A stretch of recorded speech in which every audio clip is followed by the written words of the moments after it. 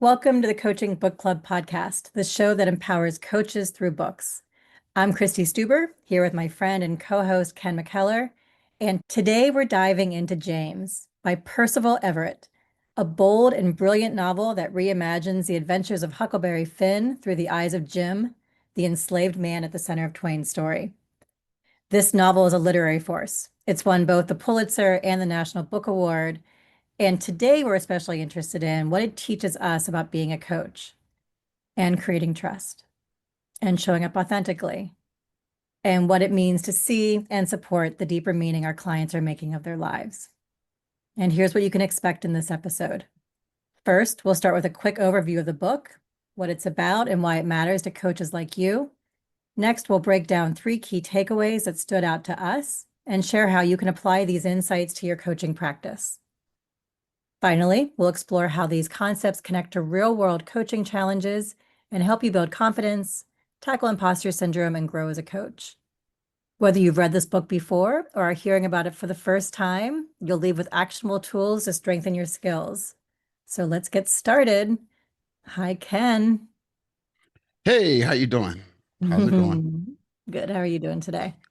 I'm doing good. I'm doing good. I'm Yeah. excited to talk about this. You Yeah. know, I I enjoy just kind of reading and a lot of times reading books that pertain to coaching or leadership. But every once in a while, my daughter actually, she got me. She's like, "Oh, I want to read with you, Dad." I said, "Okay, I got a lot of books to read. Let's start with." I said, "What? No. I want to read some nonfiction books." I said, "Okay, you pick out the books." And then so she'll pick out a book and I'll read it. And I'm like, Dad, I don't know if I can read too many more books like this. She said, "Why not?" Because I feel like I got to smoke a cigarette after I finish some of those passages that you be sending me. This is some foolishness. But I learned something out of them. And I was in I was in a training with Coach Diversity Institute, and one of the trainers, uh, JoJo, she mentioned James, and I said, "Okay, let me read this." And the first 3 chapters told me everything I needed to know about why this book was important as far as coaching, because it was more. I mean, the storyline was good and it was entertaining, but it was also about being seen, being heard. It was also about invisibility. It's also about coaching presence as a coach, allowing. And here's the big thing, it was about honoring that person or that part of that person that's not in front of you right now, their past year, their past 10 years, what they had to do to even get to the meeting or how to even show up, how they have to behave or act in their companies. So, yeah, let's talk. This book had been on my list for a while. And so when you suggested it for the book club, I thought, great, finally I can have a reason to read it. Not that I needed a reason, I just have a big, really big to be read stack. So it's hard for me to prioritize. Um, and I had the chance to hear Percival Everett speak about this book. One thing that really stood out to me when I heard him speak was that people often ask him, what does this book mean? And his response was, I don't know what it's going to mean to you. The meaning is yours as the reader, based on who you are, your identity, and all your experiences. You'll decide what it means for you. And when I heard that, I thought, oh, that's coaching, right? It's not up to me as the coach to make meaning of my clients. It's up to them to make meaning of what they're saying. He's saying, as a writer, it's not his job to make meaning. His job is to put something out and let us figure out what it means to us. And so I really loved that introduction to the book and that message of meaning that to me connected throughout the book as well. So should we get more specific and talk about the 3 key takeaways that stood out to us? and how they're going to enhance our coaching? Yeah, let's do that. You Great. go first this time. I always go first. So I think what I would say then to start is this idea of performance and power dynamics. So there's a quote from the book: "My performance for the boys became a frame for my story. My story became less of a tale as the real game became the display for the boys." It made me think of two things. One is, as coaches, how do we know when our clients are performing? And I don't necessarily mean performing as not being honest, but performing in as surviving, protecting. Um, I think about clients I've worked with, maybe really high achieving leaders who feel they need to be the expert, or emerging coaches who feel like they need to sound polished. And they're not being disingenuous, they're not being dishonest. They're navigating a world that's taught them that vulnerability isn't safe. And so you need to perform in a certain way to protect yourself. Um, Mhm. in the book, this became about how James speaks, depending on who's around him, which is referenced in that quote. And and so it made me think about, how am I performing when I show up with my clients? If I have a client who I'm really maybe intimidated by, am I starting to do a little like tap dance in front of them to try to make them like me or think that I know something, which can really then impact the trust and safety if I'm not showing up genuinely and authentically as to who I am. So I feel like Mhm. as a coach, our first job is not to try to get our clients to open up, but to show them that they can, and to show them they can Mhm. by us doing it first. What's landing for you in that? Yeah, I like that. I like that. What was it was Huck Finn, right? That Hmm. was yeah. I like what the book started out saying. I'm gonna get back to what you're saying in a minute. It'll lead right up there. Just like a refreshing lemonade on a hot summer day. Okay. So they were talking. Huck Finn says, I saw some tracks in the snow. And James responded, there are a lot of tracks in the snow. That's where folks leave them. And I thought that was the epitome of this book. There, I mean, that person shows up or may not show up, but where they've been, there are tracks that marks where they've been. And sometimes is the reason why they're behaving the way they're behaving or they're doing what they're doing. Now, what you talk about, like that one scene when they started talking one way and talking another way, that's pretty much known as code switching, right? And if you're not sure about what code switching is, or you think you're seeing code switching in in your company, or you're not familiar with it, you heard people talk about it. Well, that first chapter, it talks about it. Not only does it talk about it, it talks about the importance of it. Like, people were teaching people how to code switch in the book. It's like, hey, when you say this, you say this. No, no, you said it too correct. You have to say it. It has to be incorrect. That was correctly incorrect. I think is what he said. And what I'm getting at is, you know, there's some there's some way of being that people feel like they need to be in order to survive, right? And this is what this book was saying. It wasn't like, hey, I need to survive so I can get a promotion. Hey, I need to code switch so perhaps, I can keep my job. This right here was code switching to live.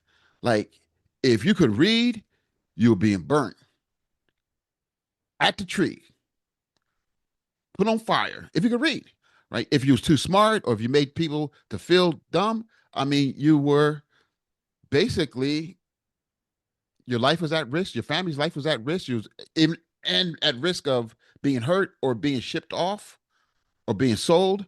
So it was a lot at stake. And I was thinking, as I was reading this book, you know, yeah, this is a lot at stake. And when people come to see us, there's a lot at stake. Is this a space where I can truly be my authentic self? Is this a space where I can take off my mask because I know as a coach, it is a space where they can take off their masks, not so I can see them, so that they will have the opportunity to see themselves in a different way, that they can then elevate their situation of choice. What I would add to that is this idea of language as safety, which I think is what you said. There's a quote from the book that says, safe movement through the world depended on mastery of language, fluency. And I can think about from my lived experience, maybe you have your own lived experience when I've used words, tones, silence as a purpose to keep me as a shield, to keep me safe in different settings. And I think about our clients who show up that way too. They just learn different ways of being to be safe. And we have to honor that, right? That is what they're doing, and then staying curious about how that's helping them stay safe, maybe how that's holding them back in how they're seeing themselves. Which I think leads me to my next point, if it's okay, and then I'll let you start with the last Mm-hmm. one. I don't want to give too much away with the book because it's still fairly new and people might not have read it yet. But there is this arc with Huck Finn's character and his relationship with James that is, I think, is a demonstration of how trust and safety can allow people to be seen. But Huck Finn learns some things about his identity right at the end of the book. And there's a quote that says, belief has nothing to do with truth. And um, he believed he wanted to walk through the world one way, but that was maybe the truth of how he could walk through the world. He had some options of how he wanted to be seen. And I feel like that's also our job as coaches, right? Is to help our clients distinguish between the beliefs they've inherited and what they want to claim as their truth and their authenticity. What do you think? I was thinking, boy, we're gonna have to cut some of these things off because she's gonna tell it. She's gonna tell it. You tell Be it. careful. Be careful. Hey, go on. You walking that fine line. I, now, I agree in terms of that allowing peace, but in the coaching space, I think there's a lot of dynamics that go on. There's that allowing piece. There's a support piece. There's the challenging piece, right? And there's that giving space to piece. So a lot of stuff is going on. And at the forefront is the high five of a coaching relationship, which is trust, safety, rapport, connection, and respect. And I think that if that's being the forefront, if we are, you know, trusting, you know, ourselves to be ourselves, like you said earlier, if we are able to connect to ourselves, because it's about us coming into that relationship and how we show up, showing up knowing that, hey, we have biases. And are we doing work on our own biases? Are we doing our work on our own acceptance? Are we doing work on our own, the way we encourage or lift ourselves up? Because that walks in the room with us. And sometimes, especially when things get uncomfortable, you go back to your default. And what is your default? And how do you elevate your default? And so this book just reminds me of, I wouldn't say a wake up call because I'm woke in a sense that I know that I don't show up everywhere, my authentic self all the time, 100%, more so now than 10 years ago, 15 years ago. Right. And I know that people that I've worked with, is taking some time before they show up as an authentic self. And there's some people, they come in and it's almost like a breath of fresh air. It's like, whew, okay. So the safety and the trust was there for them for whatever happened in that space, that they was allowed to do that. And because they was allowed to do that, man, there's some rich opportunity for folks to talk about some things that they normally don't, to come up with some answers, some awareness for themselves that maybe they wouldn't have broached or talked about. So impact, you know, when we meet folks, how it impacted, how we impacted. Yeah, that's my thoughts for now. Mm-hmm. Thank you. What is the last takeaway you have from the book? The last takeaway has a lot to do with, a lot of what's going on in the United States now. Just the where we're not. I mean, there's an acceptance is low on the hierarchy of interactions, right? In a lot of the cases. I mean, and from this book is like, woo, people had to go through some stuff, right? And as coaches, people are going through some stuff, and we may not see none of it, but it's still there. And as coaches, we can have the opportunity to hold space for that too, even the stuff that we don't see. Oh, there's another quote from the book that relates to this that to me felt like what coaching is. The quote is, "My interest is in how these marks that I am scratching on this page can mean anything at all. If they can have meaning, then life can have meaning. Then I can have meaning." And how it's connecting to me, what you said is, even if we don't hear it from our clients, acknowledging them as a whole person can help them discover what gives their life meaning, right? If they Mm-hmm. feel that trust and safety to be who they are completely, even if they never express it to me as their coach, they get to decide what to do with that and maybe feel safe enough to start to express it in a different way. Mm-hmm. They get the side. Yeah, right. Creating an environment where, hey, there's choice, there's partnering, there's collaboration. Mhm. Right, right. And a place to practice if they want to speak their truth, their context, what they're going through, great. If not, that's okay. Mm-hmm. But maybe just the space that we create will give them courage to try it in a different setting. So, Ken, what are you going to be applying to your coaching practice as a result of reading this book? Safety is not a matter of doing, it's a matter of being and putting that in the forefront of my mind. How do you do that? Well, allowing people to express their truth, allowing people to express their anger, their frustrations, their excitement, their excitements, their commitments, their worries, you know, their triumphs, right? Allowing that without me having to step in, mold it, shaped it, co-sign on it, by allowing their words to be their words, using their words, using their language. I'm moving to sit next to them.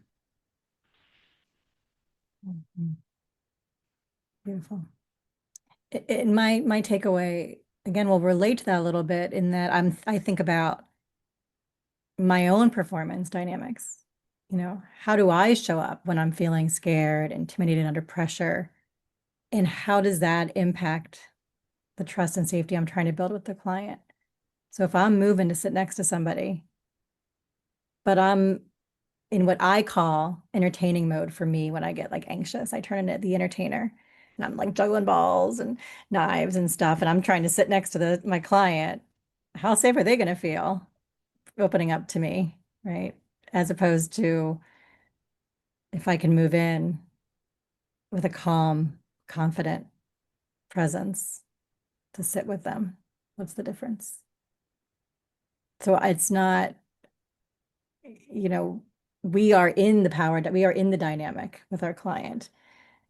We become part of it with them, and that's our work is just to be aware of what we're bringing into that space that may impact the relationship.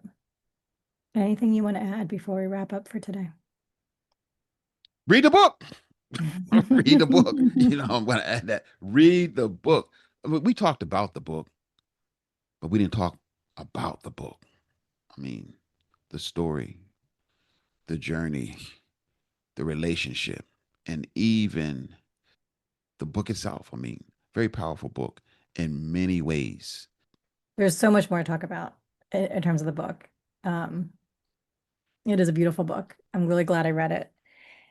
And we only talked a little bit that started to relate to coaching. There's probably more that we missed. We'd love to hear from other people who are listening to this podcast. What did you think? Um, and so that wraps up our discussion today on James by Percival Everett. As Ken said, this is a powerful novel and an invitation for us as coaches to reflect on identity, safety, meaning, and truth. We hope today's episode gave you some new ways to think about your practice and your presence. And before we sign off, we want to thank you for spending your time with us today. Your commitment to learning and growth is what this podcast is all about. And if you enjoyed today's episode, make sure to subscribe to the Coaching Book Club on your favorite podcast platform so you never miss an episode. We'd also love to connect with you on LinkedIn. Follow us for even more coaching insights and updates about upcoming episodes. And we're always on the lookout for new books to review. So if you have a favorite book that's made an impact on you, let us know. Who knows? It might be featured in a future episode. Thanks for being part of our community. And until next time, happy coaching.